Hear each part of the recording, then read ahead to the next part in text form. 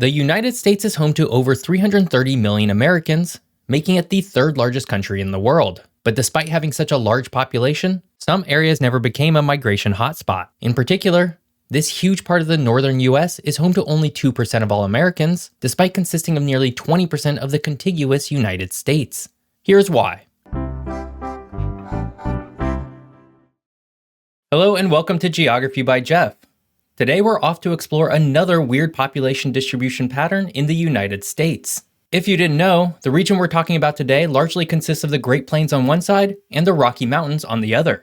This might make it seem inhospitable, but if we look even farther north into Canada, we see two major Canadian cities in Edmonton and Calgary.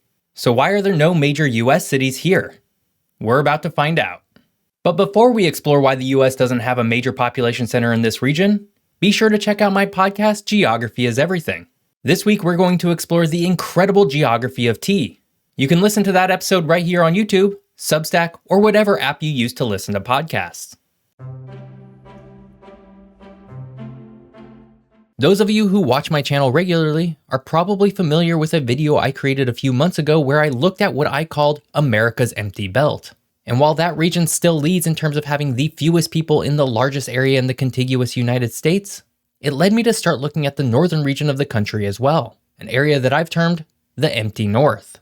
The Empty North I've cobbled together consists of the full states of Montana, Wyoming, and North Dakota, as well as portions of the states of Washington, Oregon, Idaho, Nebraska, South Dakota, and Minnesota.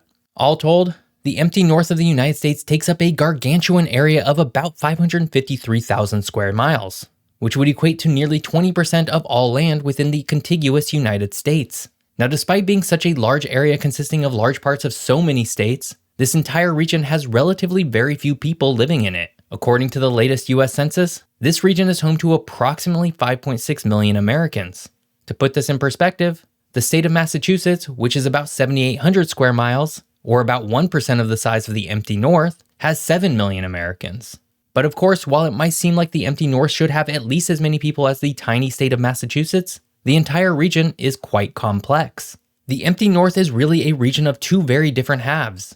In the west, the Rocky Mountain Range creates a complicated area that quite simply is not the easiest place to settle. And in the east, the Great Plains sits within a literal rain shadow of the Rocky Mountains that stretches for hundreds of miles. It's this exact unique topography that gives Montana its nickname, Big Sky Country. Both of these unique geographies combine to create issues in establishing and nurturing large settlements. But as we'll find out, these are not the only issues keeping people away. We'll have to dive a bit into the history of the region to find more exact answers. The Empty North is an incredible part of the country with some of the most awe-inspiring landscapes you can think of, including 5 national parks. Despite this, however, Americans have generally avoided moving to the region at large. And there's a reason for this. But before we get to why there's so few Americans living in the Empty North, if you're enjoying this video, hit that subscribe button. More fun geography videos are just a single click away. The history of this region specifically can be broken out into 3 major expansionist events within the United States, and each of these events ended up in the same manner, with the gradual push of Americans from the densely populated eastern shore to the western, more rugged and rural areas of the country. Shortly after the United States won its war for independence from Great Britain, it found itself with quite a bit of extra land in what was then called the Northwest Territory. This was the land that extended all the way from modern-day Ohio in the east, through the Great Lakes region, and to the very northern edge of the state that we call Minnesota today. Happening at about the same time, the United States would purchase the Louisiana Territory from France, effectively doubling the amount of land the US would claim to own. Most of this newly acquired land, of course, would be in the northern region of the current contiguous United States. And finally, at the end of it all, the US and Great Britain would compete for what was then called the Oregon Country, which would eventually be split in half between the two. By the middle of the 1800s, the US would effectively own the entirety of the Empty North. But despite owning this region, the core states of Montana, Wyoming, North Dakota, and South Dakota would take quite a long time to get formally organized. At one point in time, portions of these 4 states were part of the Northwest Territory, Wisconsin Territory, Iowa Territory, Minnesota Territory, Nebraska Territory, Oregon Territory, Washington Territory, and the Idaho Territory. It would take until the late 1800s for the Montana Territory, Wyoming Territory, and Dakota Territory to be formally organized. And if there's one thing that we know about these early territories, is that they were usually propped up by boosters within the core settlement of the respective territory. These boosters would strive to get people to move to the general area of the major population center in order to amass an economic center. The Oregon Territory, for example, despite consisting of modern-day states of Oregon, Washington, Idaho, and parts of Montana and Wyoming, would primarily draw people to the Willamette Valley, the home of modern-day Portland, Oregon. Montana, Wyoming, North and South Dakota didn't have these early boosters in the same way that many of the other territories did, and therefore, population lagged during the early push to get Americans to move west.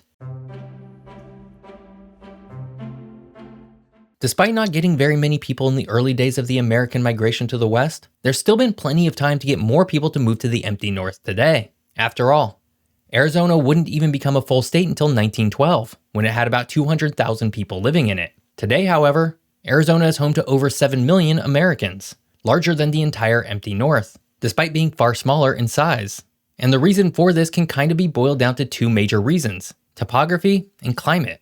On the western side of the empty North, the rugged Rocky Mountain Range breaks up the relatively few areas that would be habitable. This creates a natural limiting effect. That's not to say that larger cities can't exist in the western portion of the empty North. After all, the Spokane metro region, home to nearly 600,000 people, would comprise the largest city in our region. But Spokane also exists just to the west of the Rocky Mountains, not within them. And this follows a similar pattern for even cities outside of the empty North. Denver, Colorado Springs, Salt Lake City, and Boise are all at the base of either the eastern or western side of the range. Even in Montana, a rugged and rural state if there ever was one, the largest city of Billings is well east of the Rocky Mountains. Missoula, Montana is perhaps the largest city that's entirely within the Rocky Mountain range, but is only home to about 117,000 people. And of course, the other issue at play within this region is, quite simply, the climate. Americans have proven time and time again that they would rather live in warmer, sunnier areas of the country. It's for this reason that places such as California,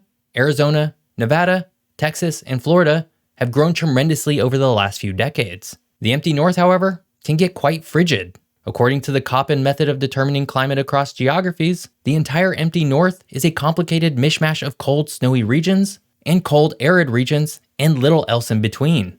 The simple reality is that most Americans don't seem to be willing to brave that kind of weather, which is interesting because Canadians seem much more tolerant of it. While this video is about the empty North of the United States, it needs to be pointed out that if we look just north of this region into Canada, there exist two major Canadian cities, Calgary and Edmonton.